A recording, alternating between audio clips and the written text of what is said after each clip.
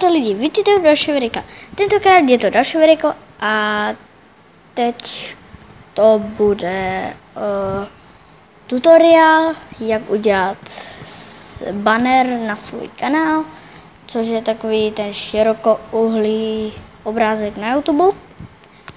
No a jdeme na to. Takže první, co musíte udělat, že si stáhnout Photoshop, že jo. A na internetu máte milion tutoriálů, jak se stáhnout Photoshop, takže tak se s tím zabývat nebudem. OK, takže na něj půjdeme a dáme tady tohle uprostřed, jak je tady ty tři dole, jsou ty tři věcičky, tak dáme to uprostřed, dokument, dáte 2048 a dole dáte 1152. Takhle. Dáte OK a máte takový širokouhlý. Asi některý z vás ví, že když to máte jakože na mobilu, tak vám to nebere úplně celý ten obraz, tak musíte na to mít takový speciální obraz, co si můžete stáhnout na Google obrázky. Já vám hodím ten obrázek, co jsem si udělal, dám ho do popisku videa, takže tam běžte, až zkouknete tohle video. Takže dáte tu fotku a máte tu fotku prostě takhle. OK, a teď, jak máme tady tohle, tak se nebudeme doprčit s tačarami. A když už máte tohle, tak se nebudeme zabývat ostatním, a prostě jenom tím prázdným, tím doprčit, co to sakra kurňa je.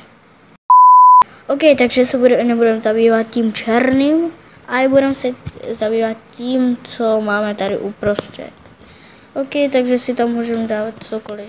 Text třeba dáme rejtu a prostě ho dáme do toho prostředka, protože ostatní toho nás nezajímají. A samozřejmě si tam můžeme dát nějaký ten background. Ale já si tady dám třeba zelený. To dáme si ještě ten background, jak jsem říkal. OK. Dáme si tenhle background. Tenhle takhle. A prostě když ho už máte, tak jak je tady tady tohle černého, jak je ta tečka, tak to odkliknete a tada, máte banner. Takže už vám to nikdy neselže to. No prostě, tak dáte done, save. No a dáte, jak je tady dole zase, tak dáte ten obdélník s tou šipkou, dáte save to gallery, dáte ten obrázek, co jste vytvořili, a můžete dát PNG. A já si ho dám PNG, protože teda musíte si ho dát na PNG, protože jinak vám bude vidět i to černé, co tam je, no resist.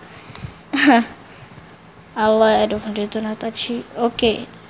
Běžte na YouTube. Jo.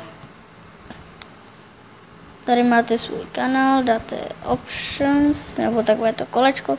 Tady, jak je ten grafický to, tak dáte vybrat z fotek. Adobe Photoshop, takhle dáte Ok, no dáte save. Kurník. Save. Ok. Musíte vám to... A tada, vidíte, vlezlo se vám to tam. No, tak no, takže já si to dám zpátky to, co jsem měl, protože... No tak. Mně se samozřejmě to nevlezlo tady tohle, protože já jsem byl samozřejmě tam ještě debil. No a... Ale... No, prostě se mi to tam nějak vlezlo do toho. Ok, no, takže jestli se vám tenhle tutoriál líbil, dejte like, odběr, komentář, můžete checknout můj hlavní kanál, mé sociální sítě, a což budou v popisku. A uvidíme se